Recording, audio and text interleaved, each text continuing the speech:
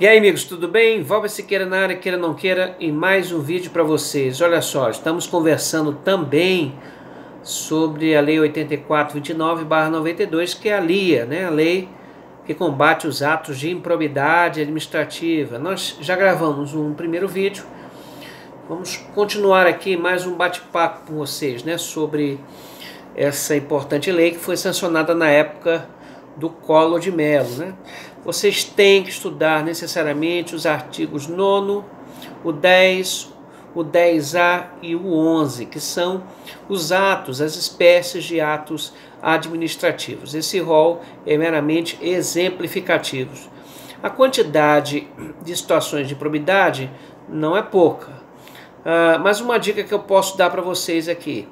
Com relação ao artigo 9º e o 10, centrem nos verbos, tá? Se você memorizar os principais verbos, principalmente aqueles que se repetem, vai facilitar bastante. Por exemplo, no artigo 9º, repetem bastante o receber e o perceber. Receber e o perceber, certo? No 10 temos vários: conceder, benefício, conceder, permitir, facilitar, realizar, agir, liberar, doar, celebrar. São todos os artigos que vocês coloquem aí também no 10, né?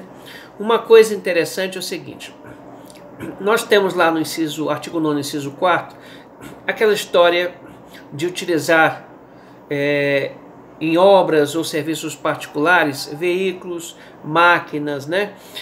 Tem esse item lá. Vou dar um exemplo para vocês.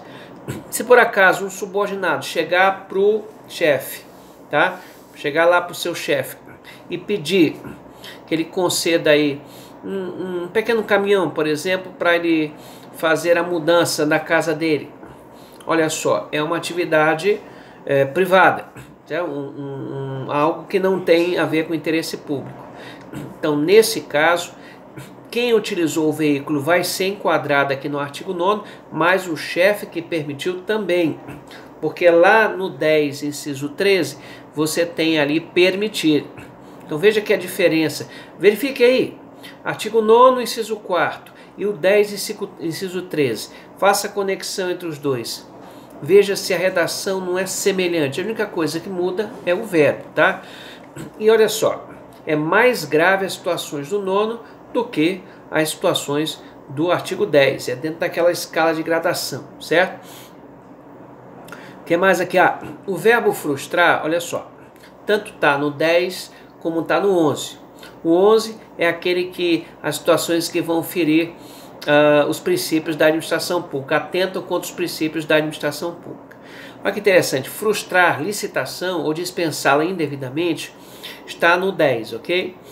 E frustrar o concurso público está no 11. E o que quer dizer isso? Dentro dessa gradação, os que estão no artigo 9º são mais graves do que o 10, que por sua vez são mais graves que o 11. Então, para o legislador, frustrar licitação é mais grave do que frustrar um concurso público. Basta que vocês vejam aí no artigo 12 a questão das sanções, das penalidades que são aplicadas. Esse ponto é muito importante, tá, gente?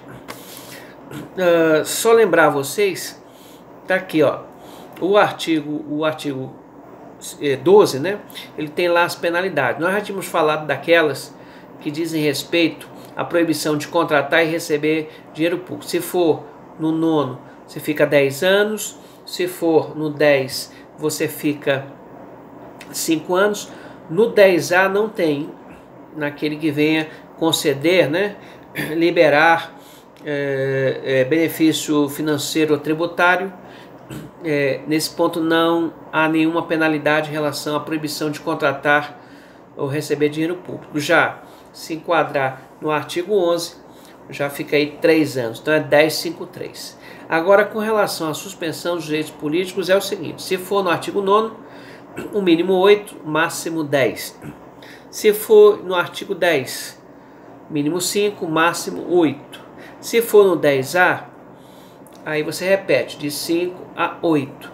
E se for no artigo 11, que é o que tem a menor gravidade, digamos assim, você já tem aí de 5, né, ou de 3 a 5, né, o menor 3 a 5. A variação aqui da suspensão dos direitos políticos, então o menor são 3 anos, fica 3 anos, no máximo 10 anos. E com relação à multa pecuniária, o que é que nós temos? Do artigo 9º, até 3 vezes o enriquecimento, o que efetivamente foi apurado em termos do acréscimo patrimonial. Se for no 10, até 2 vezes o valor do dano. Isso tudo é multa pecuniária, que também é penalidade da lei de improbidade. Se for a questão referente à concessão irregular de benefício financeiro ou tributário, até 3 vezes o valor do benefício, daquilo que efetivamente foi concedido.